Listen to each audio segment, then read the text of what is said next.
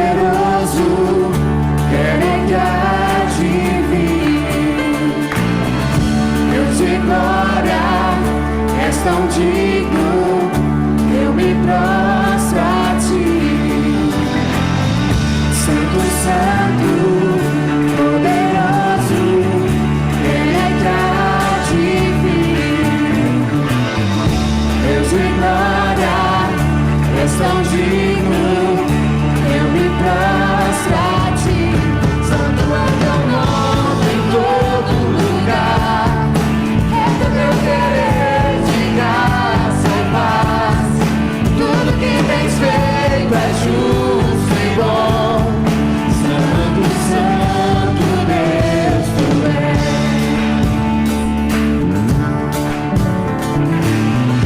Santo, Santo, poderoso, querem que adivinhe. Deus de glória, és tão digno, eu me prostro a ti. Santo é teu nome em todo lugar, é teu querer de graça e paz. Tudo que tens feito é justo e bom. Santo, Santo Deus, tu és. Santo é teu nome em todo lugar, é teu querer de graça e paz. Tudo que tens feito é justo e bom. Santo, Santo Deus, tu és. A honra, a glória pertencem a ti. O poder e o saber são teus. A honra, a glória pertencem a ti. O poder e o saber são teus. Santo é teu nome em todo lugar, é teu querer de graça e paz. Tudo que tens feito é justo e bom. Santo, Santo Deus, tu és. Santo é teu nome em todo lugar, é teu querer de graça e paz. Tudo que tens feito é justo e bom.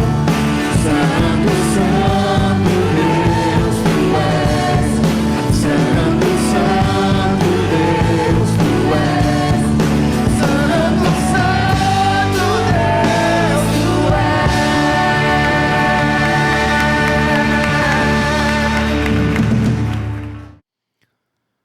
Graça e paz, amados irmãos, que alegria estarmos juntos adorando ao nosso Deus nesse dia.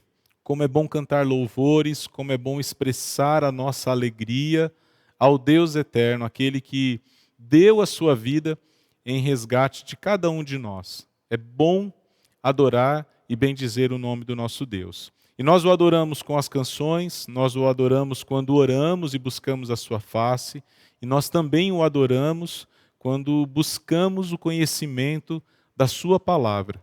E o meu convite para você nesse instante é que juntos nós possamos buscar a face do Senhor através do ensino da palavra de Deus. Para isso eu quero te convidar a uma palavra de oração nesse momento e na sequência deixa a sua Bíblia aí preparada para juntos estudarmos o capítulo 3 do livro de Gálatas. Vamos orar? Amado Deus, nosso Pai, te agradecemos, Senhor, por esse tempo de adoração na sua presença. Como é bom cantar louvores ao teu santo nome. Como é bom bendizer o nome grandioso e glorioso do Senhor. Abençoa, Deus, as nossas vidas nesse dia. Recebe, ó Deus, a nossa adoração nesse momento. E queremos te adorar, ó Deus, também através da atenção que o nosso coração dá à sua palavra. Queremos, ó Deus, ler a sua palavra, meditar nela, aprender dela e colocá-la, ó Deus, em prática na nossa vida, no nosso viver. Abençoa, ó Deus, a tua igreja que se reúne nesse momento para refletir, para meditar. e abençoa, ó Deus, também este novo ano que iniciamos, ó Deus, recentemente. Estamos nos primeiros dias de 2022, que esse ano seja um ano de vitórias, um ano de alegrias, um ano, ó Deus, onde a nossa comunhão com o Senhor aumentará, crescerá, que a nossa maturidade espiritual, ó Deus, também possa crescer e que seja um ano também que possamos frutificar para a honra e para a glória do Teu santo nome. É a nossa oração, nós a fazemos em nome de Jesus. Amém.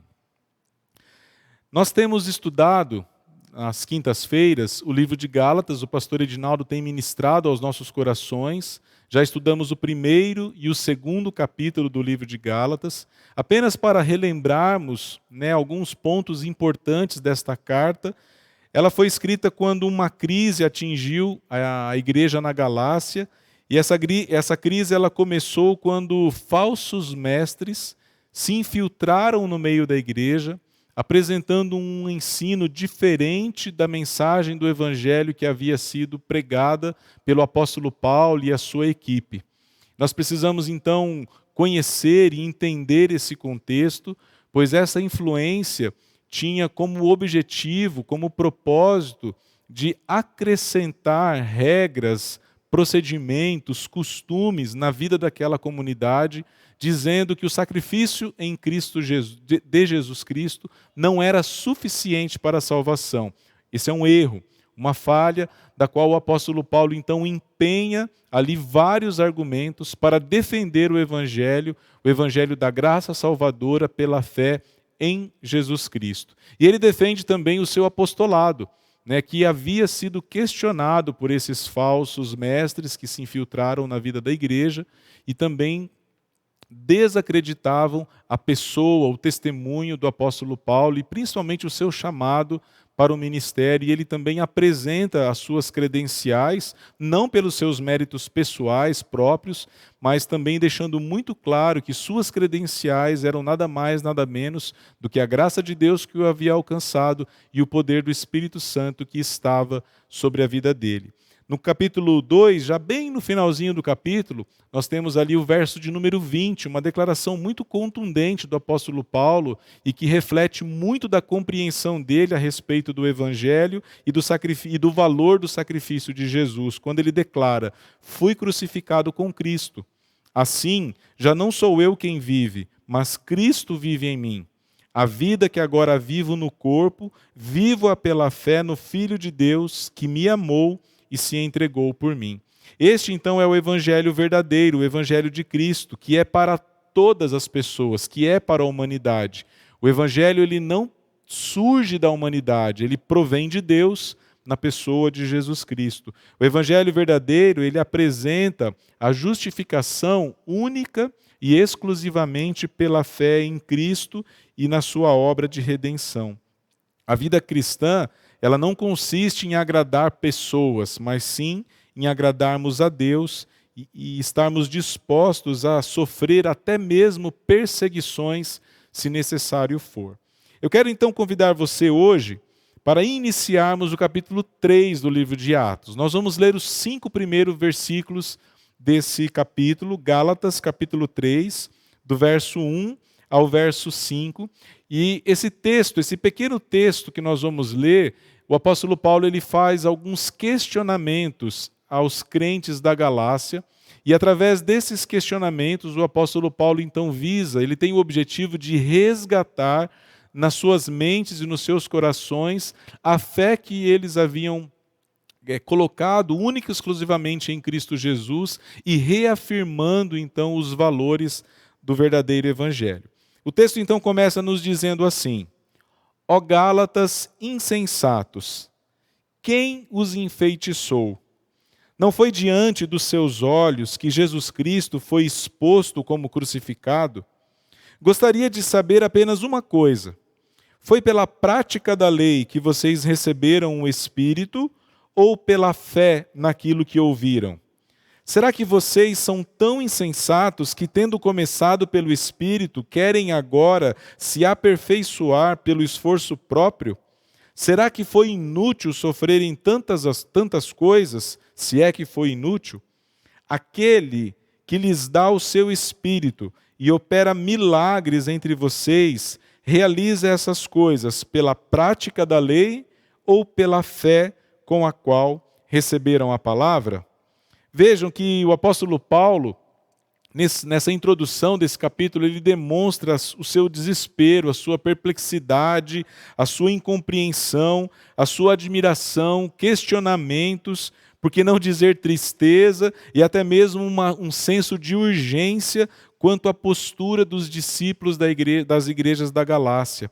Esses discípulos, eles estavam cedendo à influência. Veja que o apóstolo Paulo usa a expressão ao feitiço dos falsos mestres e retroagindo a práticas religiosas que em momento algum e nunca na história haviam produzido libertação ou até mesmo vida e vida abundante. Entendemos e aprendemos que somente em Jesus temos libertação das amarras, tanto do pecado, quanto da religiosidade, quanto da nossa autossuficiência ou tentativa de, com os nossos esforços, cumprir a lei, e ela também, o Evangelho em Jesus é o único que pode nos proporcionar vida e vida abundante. Então eu quero refletir com vocês, assim, com base nessas perguntas confrontadoras que o apóstolo Paulo fez aos crentes da Galácia, e que essa reflexão também traga luz ao nosso entendimento e à nossa caminhada cristã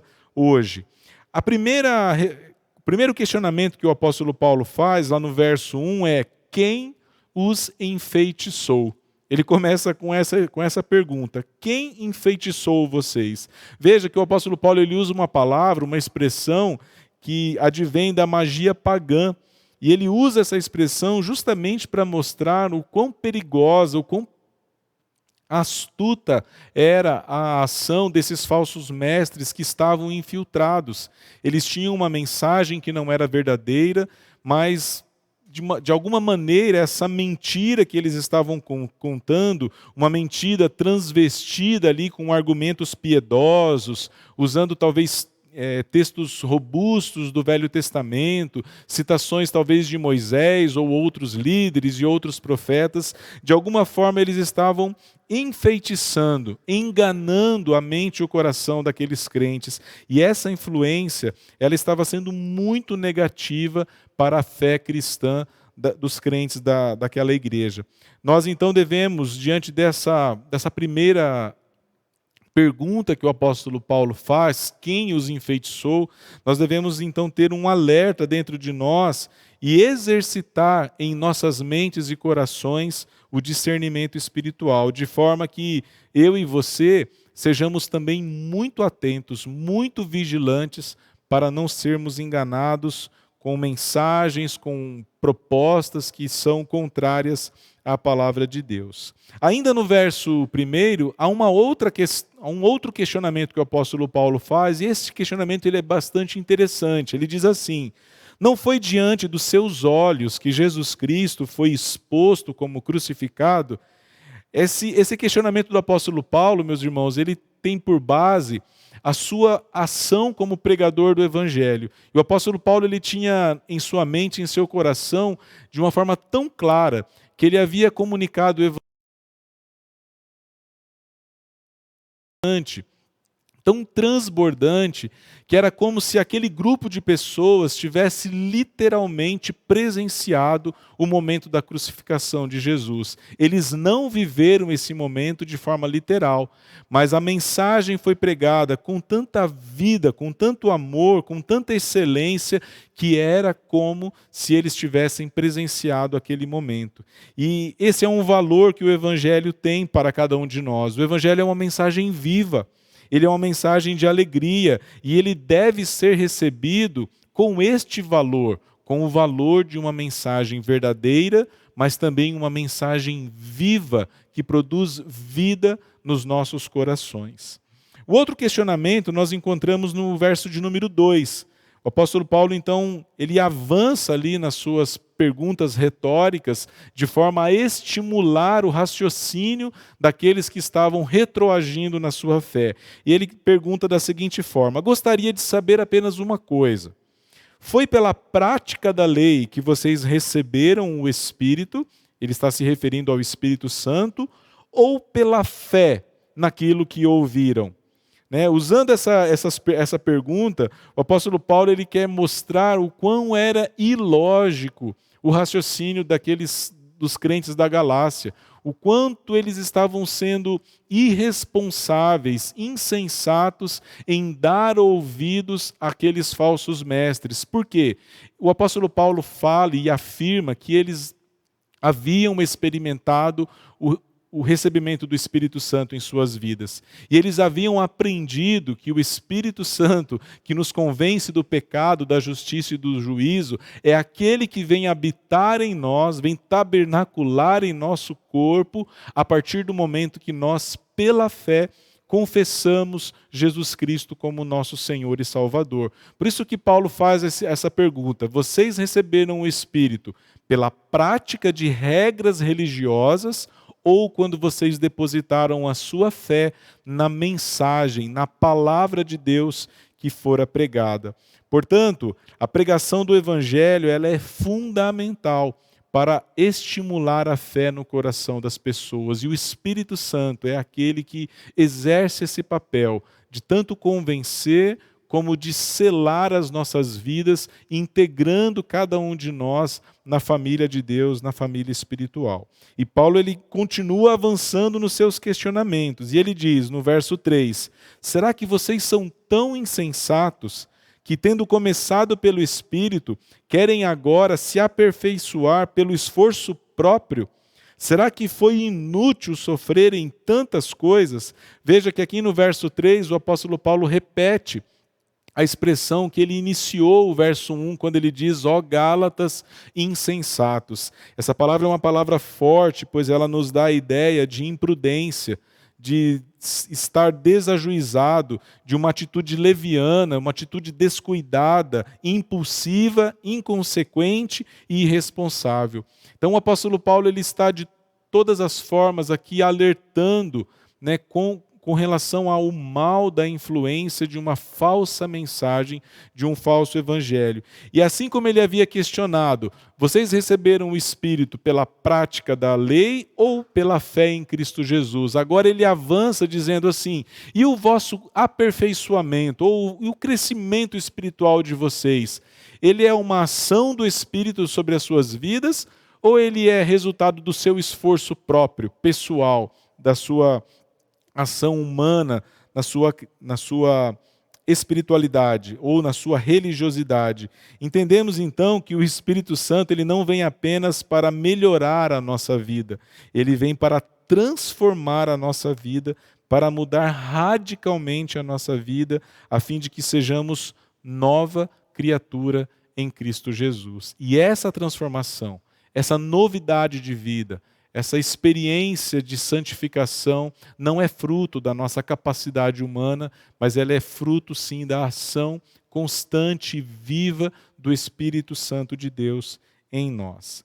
No verso 5 nós temos mais um questionamento do apóstolo Paulo. Ele diz assim, aquele que lhes dá o seu Espírito, ele se referindo ao próprio Jesus, né? Porque Jesus ele disse aos seus discípulos, lá no Evangelho de João, que ele haveria de voltar ao Pai, mas que ele enviaria o Consolador, o Espírito Santo, aquele então a quem ele enviou, aquele que opera os milagres entre vocês, ele realiza essas coisas, porque vocês praticam a lei ou porque vocês têm fé na palavra em que receberam. Então veja que o apóstolo Paulo ele está insistindo nesse questionamento, nessa relação, é pela prática da lei, é pela religiosidade, é pelo mérito próprio ou é pela fé?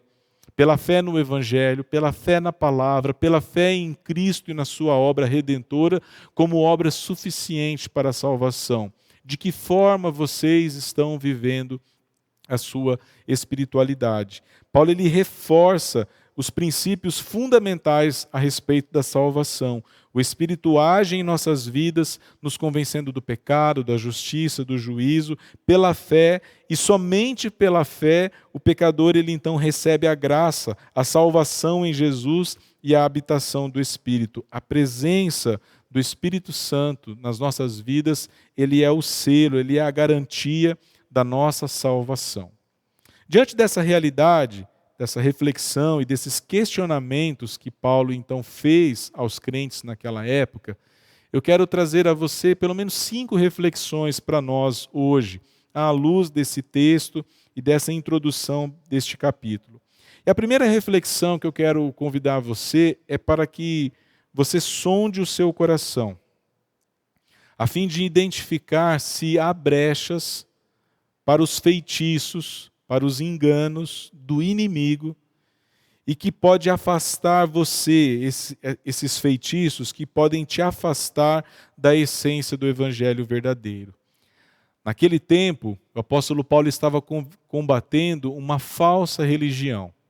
Talvez hoje o que abate a sua mente, o seu coração, sejam outros enganos, sejam outras mentiras, sejam outros feitiços, mas que de alguma maneira têm um único propósito: distanciar você da verdade do Evangelho, distanciar você da comunhão com Cristo Jesus, distanciar você de uma vida de submissão à ação e o poder do Espírito Santo. Então essa é a primeira reflexão que eu quero compartilhar com você. Sonde o seu coração e identifique se existem brechas essas que você urgentemente precisa fechar para que o inimigo não encontre ali oportunidades sorrateiras para enganar você. A segunda reflexão que eu quero te convidar é para que você e eu, para que nós possamos manter os nossos olhos fixos em Cristo, nos alegrarmos na vida dele, na sua obra e no seu ensino. Quando eu olho para a palavra de Deus, para os seus ensinos, e eu encontro nelas vida, alegria, abundância, eu então tenho contentamento no meu coração. Eu e você não vamos ficar buscando outras alternativas, outras mensagens, uma renovação, um outro líder espiritual. Não, Cristo é único e suficiente Salvador. Então mantenha os seus olhos fixos em Jesus, na sua vida, nos seus ensinos e na sua obra redentora. Um outro conselho que eu quero dar a você é: busque uma vida cheia da presença do Espírito Santo. É interessante como o apóstolo Paulo fala do Espírito Santo nesses questionamentos. Pelo menos por 3 vezes, em 3 questionamentos, ele fala da ação do Espírito Santo nas nossas vidas. No momento que ele nos convence para a salvação, no ato da nossa conversão, porque ele nos leva ao arrependimento e à fé, e no decorrer da nossa nova vida em Cristo, na nossa caminhada, é ele quem nos aperfeiçoa. O apóstolo Paulo, ele combate essa ideia do aperfeiçoamento pelo esforço próprio, pela força do nosso braço, pela nossa tentativa intelectual. Humanamente não somos capazes de viver o querer de Deus. Nós necessitamos, nós dependemos da ação poderosa do Espírito nas nossas vidas, para que nós possamos descansar nele, nas suas promessas e na sua orientação, para que nós possamos colocar a nossa vida à disposição dele e, sendo capacitados por ele com dons espirituais, possamos então servir no reino do nosso Deus. Então busque uma vida cheia da presença do Espírito Santo.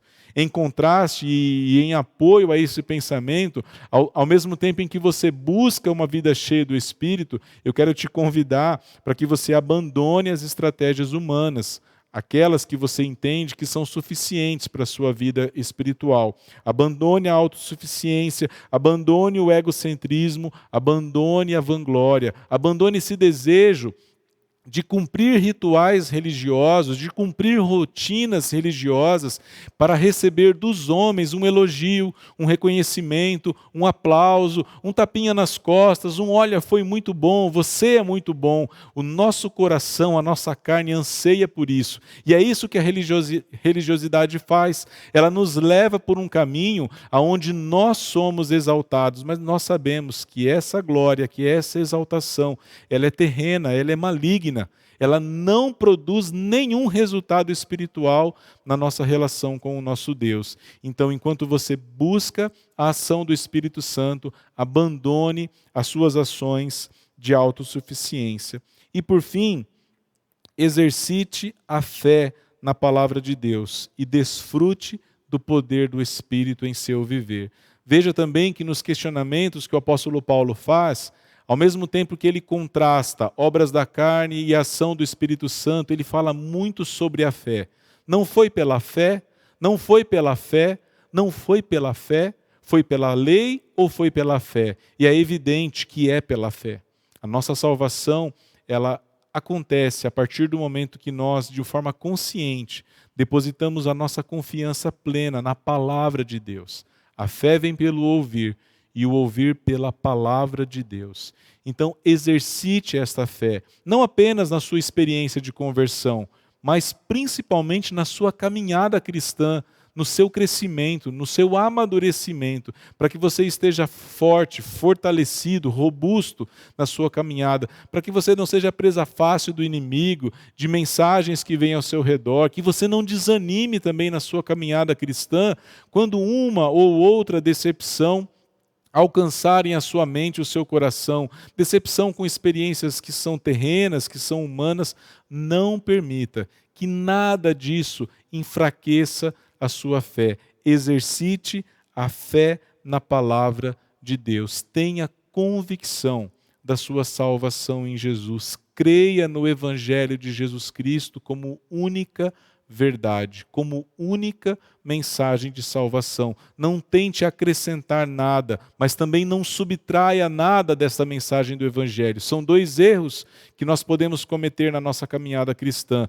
Querer acrescentar algo, e quando nós fazemos isso, nós estamos dizendo que a obra de Cristo não é suficiente. Mas quando nós tentamos também subtrair algumas coisas, porque não queremos compromisso total e pleno, nós também estamos pecando e cometendo um erro gravíssimo. Então, compreenda o Evangelho na sua essência. Ele é pela fé na obra de Jesus, mas esse Evangelho nos convida a uma transformação de vida, a uma nova vida, a uma nova caminhada com o nosso Deus. Não seja insensato. Vamos orar? Amado Deus, obrigado, Pai, pela Tua palavra. Obrigado, ó Deus, por esses questionamentos, ó Deus, que esse texto traz ao nosso coração. Perguntas, ó Deus, que são muito profundas e que exigem de nós respostas. Sempre que somos questionados, precisamos ter respostas. Que a nossa resposta, ó Deus, aos questionamentos do Senhor ao nosso coração, elas sejam sinceras. Que se essas respostas, ó Deus, elas exigem de nós arrependimento, então que possamos nos apresentar diante do Senhor com um coração quebrantado. Se as respostas que a Tua palavra exige de nós é mais compromisso, é um espírito, ó Deus, de servidão, então que possamos, ó Deus, assim responder à Sua palavra, que possamos compreender que é pela fé que somos salvos e também é pela fé que nós continuamos caminhando na nossa jornada espiritual. Dá-nos, ó Deus, pleno entendimento disso e dá-nos, ó Deus, também um pleno entendimento do que é viver na submissão da ação do Teu Santo Espírito em nós. O Teu Santo Espírito é espírito de poder, Ele nos capacita, Ele nos aperfeiçoa, Ele transforma, ó Deus, o nosso viver, não para a nossa exaltação, mas tudo única e exclusivamente para a honra e para a glória do Senhor, ó Deus. E essa é a nossa oração nesse tempo, nesse momento. Que a ação do Senhor em nossas vidas possa nos transformar, mas que essa transformação seja única e exclusivamente para a glória do Teu santo nome. Oramos assim agradecidos em nome de Jesus. Amém.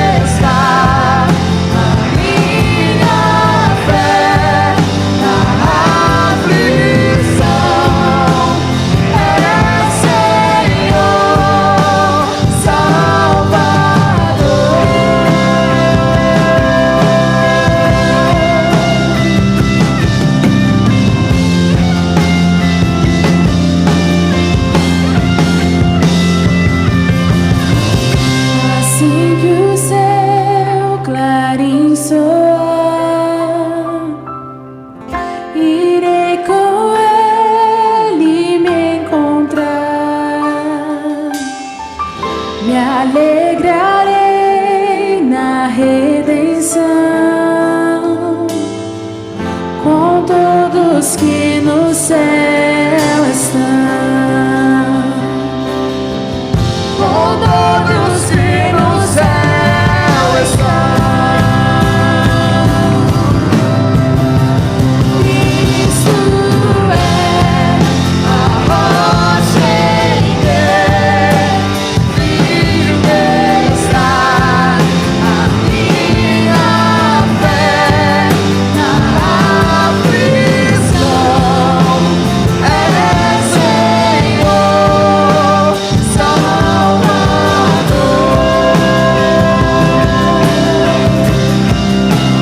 Cristo é a rocha em que firme está a minha fé na aflição. É Senhor, Salvador.